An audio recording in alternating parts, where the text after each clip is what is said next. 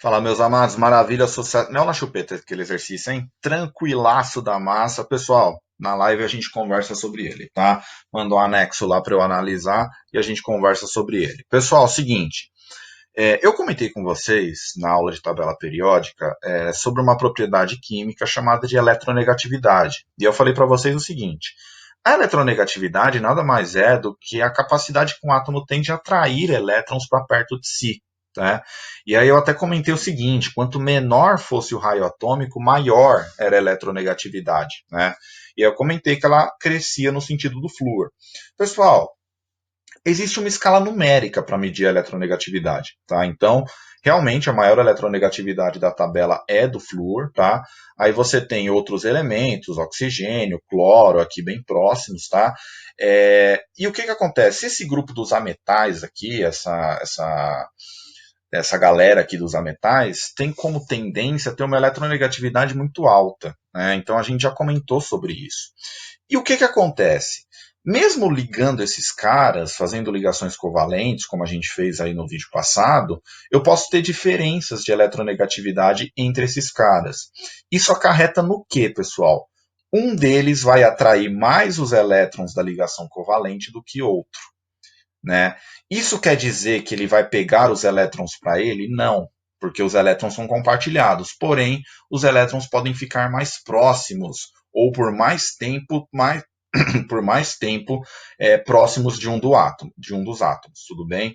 Então, essa é a ideia principal que a gente vai ver agora. É uma ideia chamada de eletronegatividade na ligação covalente, que vai levar a gente a um conceito chamado polaridade, tudo bem? Pessoal, eu posso ligar átomos com a mesma eletronegatividade, percebam que são átomos do mesmo elemento, logo eles têm a mesma eletronegatividade, mas eu também posso ligar átomos de eletronegatividades diferentes. E quando eu ligo átomos com eletronegatividades diferentes, os elétrons tendem a ficar mais próximos do átomo mais eletronegativo, tá bom? Então, essa é a ideia principal que eu tenho aqui.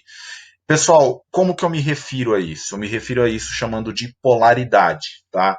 Então, olha só, o átomo mais eletronegativo vai atrair uma quantidade maior de elétrons por mais tempo, ok?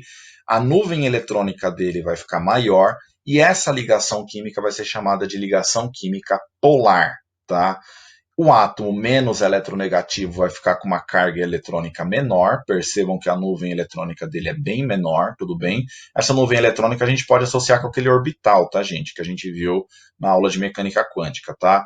E percebam o seguinte: o átomo que é mais eletronegativo vai exercer uma maior força. Então, esse átomo vai exercer uma maior força e os elétrons estarão mais próximos dele na ligação covalente, tudo bem? Pessoal, como é que a gente representa isso numa fórmula estrutural, por exemplo? Através desses símbolos aqui, que são densidades de carga, tá? Então, o que seria uma densidade de carga negativa? É um átomo que está bastante eletronegativo, portanto, os elétrons estão bem próximos dele na maior parte do tempo. O que seria uma densidade de carga positiva? Os elétrons estão distantes desse átomo na maior parte do tempo, tudo bem? Esse átomo é o menos eletronegativo, esse átomo é o mais eletronegativo. Se a gente voltar na nossa tabela periódica lá atrás, a gente vai perceber que realmente o flúor é mais eletronegativo do que o carbono, tudo bem? Meus amados, percebam o seguinte, olha só, fazendo um resumão geral da ligação covalente polar, é quando eu tenho uma ligação covalente envolvendo átomos com diferentes eletronegatividades, tá? Então são átomos de elementos químicos diferentes. E quanto maior for a diferença de eletronegatividade entre esses átomos, mais polar é a ligação, tá? Aquele átomo que for mais eletronegativo vai atrair por mais tempo uma maior quantidade de elétrons. Portanto, ele vai ficar com uma carga negativa, uma carga parcial negativa, que a gente chama, ou densidade de carga negativa, ok? Desse lado eu tenho uma densidade de carga positiva. Isso indica que eu tenho poucos elétrons desse lado da ligação, tudo bem? Pessoal, para a gente completar a festa, eu posso ter uma ligação química que é apolar também, né? Uma ligação covalente apolar, quando eu tenho dois átomos com a mesma eletronegatividade. que acontece nesse caso? Eu não tenho a formação de polos, pelo menos não permanentemente, tá? Então esses polos eles não existem de maneira permanente, eu não tenho cargas nem positivas e nem negativas aqui na minha ligação de maneira permanente, tá? Essa ligação química é chamada de ligação química covalente apolar, tá? Geralmente ocorre entre átomos iguais, átomos do mesmo elemento químico, tudo bem? Pessoal, essas ligações apolares não acarretam a formação de polos, tá?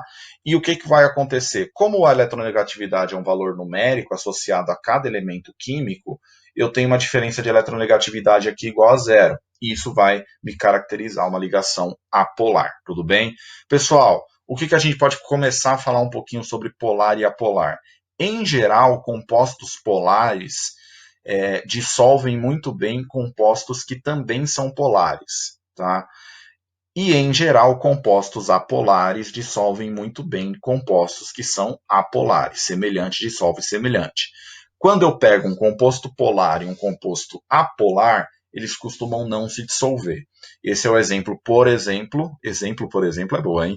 Esse é o exemplo da água e do óleo. A água é uma substância química polar, o óleo é uma substância química apolar e ambos não se dissolvem, tá? Pessoal, aqui um slide para a gente finalizar, tá? Então, ó, eu tenho gás cloro, dois átomos do mesmo elemento químico, nuvens eletrônicas iguais, molécula apolar, tudo bem? Aqui eu tenho HCl, o átomo de hidrogênio é menos eletronegativo, então uma nuvem eletrônica menor, eu tenho menos elétrons aqui do lado dele na maior parte do tempo, enquanto o cloro, que é mais eletronegativo, vai ter uma nuvem eletrônica bem maior, eu vou ter mais elétrons rodeando o cloro, por um período de tempo maior, tudo bem?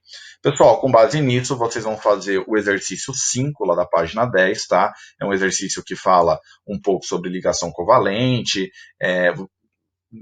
nem entra muito da ideia de polaridade nesse caso, tá? Mas tem uma informação muito importante nesse exercício. Ligações covalentes simples e o nome do composto. Olha só, tetracloroeteno, ele já fala, são dois carbonos ligados entre si por uma ligação covalente dupla. Se é tetracloro, tem 4 cloros aí, você vai ter que dar um jeito de enfiar esses 4 cloros, tá? Vocês têm os números atômicos, façam as distribuições eletrônicas para ajudar vocês, tá?